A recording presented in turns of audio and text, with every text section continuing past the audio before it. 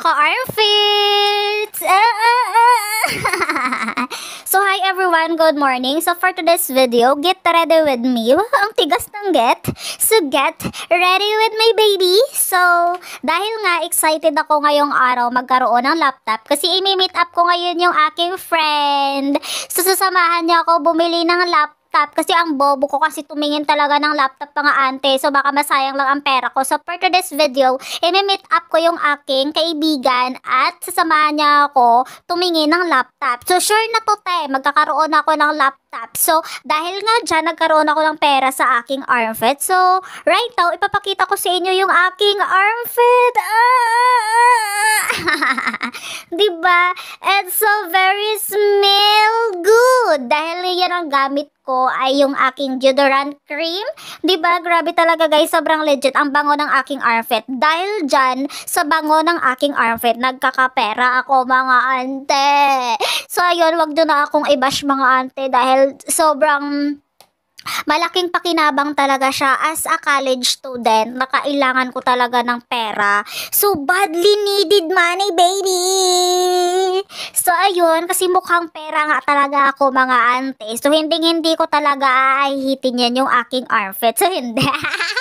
So, ayun, simula naman talaga kasi dati, hindi ako nag-aahit ng aking armpit. Ayun talaga dun yung behind the reason. Trip ko lang. Yun nga lang, may nakapagsabi kasi sa akin na subukan ko daw magkaroon ng YouTube channel, magkaroon ng TikTok. So, ayun nga, saka yun, tapos binabash na pa ako. So, hindi talaga siya. Simula talaga kasi noon, hindi talaga ako nag-aahit ng aking armpit. So, stop na muna ang chismis dyan. Babalik tayo dito sa aking pag-aayos. So, ito lang pala yung aking pag-aayos mga ante. Hindi na talaga ako naligo ngayong araw kasi nilalamig ang inyong lola. Kasi alam nyo naman pag senior na ang tao, lamigin na talaga. So, ang ginawa ko, diba? So, naghilamos lang, tapos nagwisik-wisik lang, tapos naghugas lang ng kifit eh. So, it's so really bad. Ew! So, ayun na nga te.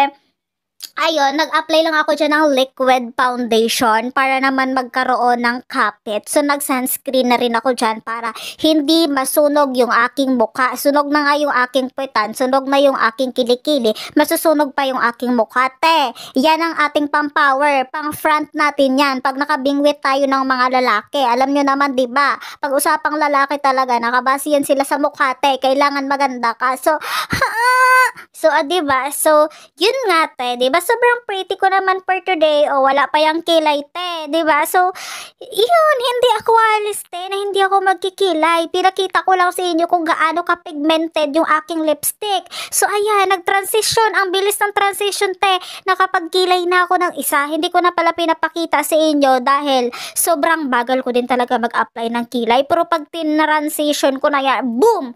So, finish na, te. So, diba, tignan nyo naman yung aking kilay. Pantay na pantay, diba? Kala mo talaga gumamit ng tip measure, eh, diba? Tignan nyo naman, te. Parang na-ruler. Diba, ang pantay. So, syempre, ipapakita ko rin sa inyo yung aking blush on. Na 5 years ko na yung gamit-gamit. Bahala ng eksperte. Basta mukha tayong maganda.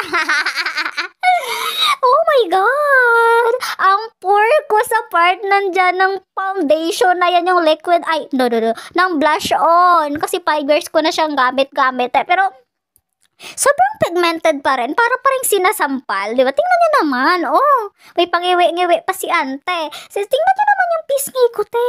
Araw-araw kinikilig yan. Diba? Kinikilig yan, te. So, ayun na nga. Ayan kasi yung pang-target ko sa mga lalaki. Para pag may nakita akong lalaki sa jeep, diba? So, ayun. Hanggang dyan na muna, te, ang video ko. See you soon later. Bye! Mwah!